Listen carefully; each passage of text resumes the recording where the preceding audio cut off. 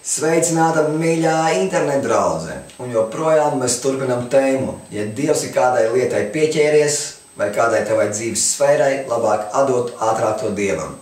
Pretējā gadījumā lieki nomocīsies. Un kā es stāstīju iepriekšējā raidījumā par eksāmenu, kur es nebiju nolicis, par finansēm, un tad es lūdzu, lai Dievs izaicina mani vēlreiz. Un pagāja bišķiņu vairāk par pusgadu, un situācija bija tāda, ka Dievs jau man bija sveitījis ar motociklu, un es jau biju nomainījis vienu mašīnu jau pret otru. Un man bija tāds brīnišķīgs Opelīts Astra par 1000 latu vērtībā. Un situācija bija tāda, ka Dievs mani bija sveitījis kaut kur ar 100 latiem. Un es tagad braucu uz dievkalpojumu, un tad klusa balss pa ceļiem man stāsta: klausies, iebrauc mājās, noliec to naudu, paņem 10 līdzi, ja nu gadījumā Dievs tev atkal teiks visu noziedot. Un es tai balsī teicu, zini, es neslēpšos no Dieva. Un es aizbraucu to visu naudu.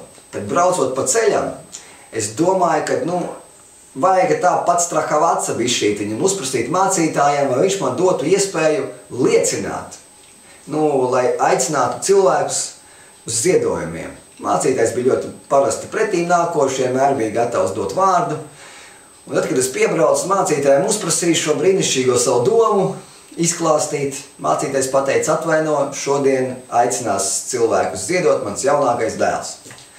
Un es pienāku pie jaunākā dēla un saku: klausies, ko tu taisies teikt? Viņš saka, stāstīšu par nabaga atraiti, kā viņa 2 artavas pēdējās noziedoja. Visu savu padomu. Es sapratu, skaidrs, 100 lati aizies, ka Dievs man tagad izaicina, viņš man dod nākošo lietu, met man izaicinājumu, es būšu spējīgs noziedot šos 100 latus. Protams, tos 100 latus noziedoju, bet kas notika uzreizām tālāk? Nākošā ķēde pēc šī noziedošanas. Satiku vienu brīnišķīgu brāli draudzē, un šis brālis stāsta: klausies, viņš saka, redzēju brīnišķīgu vīziju, 6. žiguļa paneli. Iespējams, Dievs man grib sveitīt 6. žiguli. Es saku, brīnišķīgi, es saku, slavu Dievam, ja Dievs tev grib sveitīt 6. žiguli, tu tiks sveitīts. Un tagad nākošā dienā, pārdabiskā veidā, nesaprotamā, kāpēc es aizbraucu uz laukiem. 110 km no 100 km no Rīgas. Iebraucu savā pagalmā. Man tur pagalmā ir vēl viena māja, tur, kur dzīvo cilvēks, kas apsargā to teritoriju. Un brīnišķīgi, es saku, tie tur savā tādā mājiņā, mazā koku būdiņā brīnišķīga, kas ir bijuši, tie jau zina. Iznāk ārā un iedomājieties, manā pagalmā iebrauc 6. žigulis. Tas ir brīnums. Ja tur būtu iebraucis Mercedes, tur nebūtu pilnīgi nekāda brīnuma. Kā jūs ziniet, ka dotajā brīdī Mercedes ir vairāk nekā iedzīvotāju, bet 6. žigulis, tas ir retums. Iebraucis 6. žigulis. Protams, es saprotu, ka brālis vakar teica par 6. žiguļu paneli. Es pienāku klāt, sasveicinos, apskatos iekšā, vai tam 6. žigulim ir 6. žiguļu panelis, vai viņš nav kaut ko uzķīlējis, uzlicis citu. Skatos, 6. žiguļu panelis ir iekšā. Un es viņam saku: klausies, pārdod man to žiguli. Un tagad es viņam paprasīju pārdot žiguli. Sieva izlec ārā satrakojusies, sāka brēkt uz manīm, ka nekādā gadījumā to žiguli nepārdošot. Ka viena mašīna ir jau nodzerta, un tādā stilā. Un tas vīrs tagad pasauc mani malā, viņš man saka: klausies, viņš saka, man ir superīgs Audi, viņš saka, Audi A4 Quattro, viņš saka, pa 5500 latos nopirku viņu. Viņš saka, klausies, viņš saka, davai, viņš saka, labāk nopērc, viņš saka, to A4 nekā, viņš saka, to 6. žiguli. Saprotiet, man naudas nav. Dzīvoju ticībā. Vakar pēdējo 100 bija atdevis Dievam. Tagad esmu nokļuvis, vienīgais, kas man ir, Opels 1000 latu vērtībā un mocis uz pusi vēl lētāk. Un es viņam saku: klausies, es nevaru nopirkt, es tev to A4, es saku, man viņu nevajag, es saku, man vajag, es saku, tev žigulīti. Viņš saka, te nevajag tev žigulīti, viņš saka, pērc A4. Es viņam saku, man nav naudas. Viņš saka, izdomā. Es saku, kur lai es izdomāju? Viņš saka, ņem un izdomā. Es saku, labi, es pārunāšu ar Dievu. Viņš saka, ej runā. Es tagad atēju 10 metri, apstos atpakaļ, viņš stāv. It kā es būtu atgājis pazvanīt kādam. Viņš tur stāv.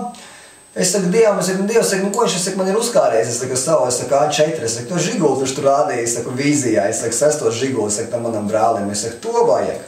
Dievs saka, nē, viņš saka, ņem, viņš saka, to A4. Es saku, kāda, lai viņu paņem?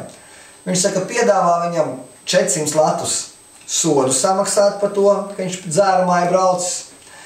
Samaksā viņam 100 lati par stāvvietu un atdod viņam savu Opeli. Un paņem viņu A4. Es saku, Dievs, tas taču ir metiens.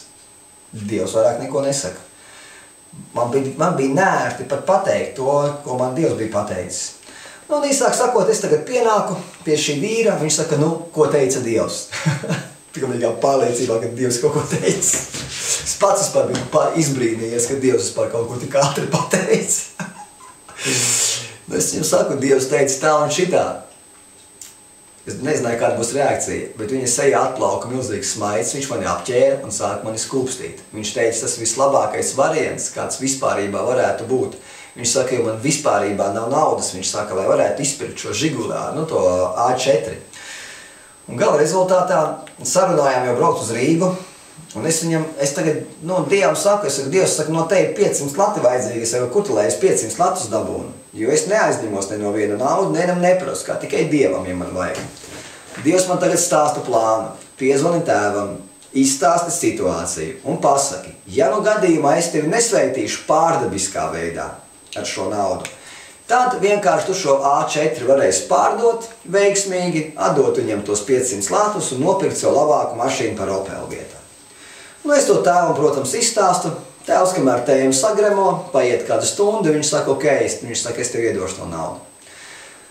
Aizbraucam uz turieni, tēvs iedod tagad to naudu, visas lietas mēs nokārtojam, slava Dievam, vīrs paņem Opelu ļoti priecīgs, es paņemu to A4 ideālā stāvoklī, uz labiem diskiem, uz pilnīgi jaunām riepām, eļu vispārībā neēdu, vienkārši super. Pēc ziniet, kā jau mums cilvēkus moka tā doma, no kur mēs dabūsim to naudu, kā Dievs darbosies. Es jau te biju ticībā brāļiem apsolījis aizbraukt uz Skotiju līdzi. Un tieši tagad pienākus bija tas brīdis, ka jābrauc ir uz Skotiju. Un es tagad, nu, vienkārši aizbraucu uz Skotiju, A4 atstāju tēvam, atbraucu no Skotijas un saku, nu, Dievs man nekādas brīnumus nav darījis, naudas nav. Es viņam saku, es to auģīgi pārdošu, viņš saka, atdošu tev naudu. Tēvs saka, zini, viņš saka, es viņu patestēju, aizbraucu līdz Daugavpilī, uz trases sēdz 7 litri, pilsētā 9. Viņš saka, sīkums, viņš saka, man tos 500 latus nevajag ņemt braukā, gan jau Dievs iedos man citu naudu. Un tā es tiku pie superīga A4 Quattro. Dzīvi brīnišķīgi, viens eksāmenis tika nolikts un svētība tika saņemta. Lai Dievs jūs svētī. Āmen.